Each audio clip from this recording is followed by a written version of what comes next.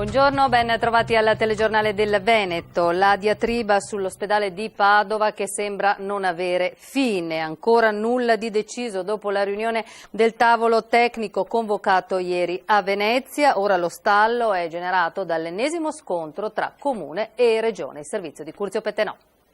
Al tavolo tecnico istituzionale in Regione sul nuovo ospedale di Padova, l'area est della città, vicino al casello autostradale, è quella indicata come la migliore soluzione tra le varie opportunità presentate. Noi dovevamo fare questo, portare ad una valutazione dell'area con grande enfasi sui tempi per poter partire con l'opera.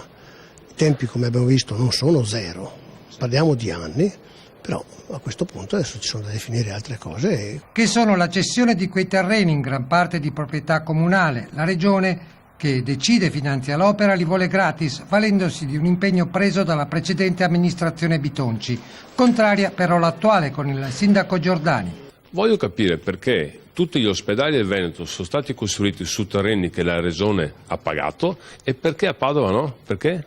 Valore dei terreni sui 25-30 milioni e c'è poi una questione giuridica. Il sindaco spiega che la Corte dei Conti potrebbe rivalersi per danno erariale se il comune li cedesse gratuitamente. E le promesse di Bitonci? Non c'è un atto all'interno del comune in cui si dice che l'area è gratis. C'è un'email fatto a suo tempo senza valore giuridico. Zaia non ci sta, pronto anche agli espropri a far cadere l'ipotesi avanzata di un doppio polo ospedaliero, uno cittadino con ricostruzioni negli attuali spazi di via Giustiniani, evitandone così il degrado, e policlinico universitario a Padova Est.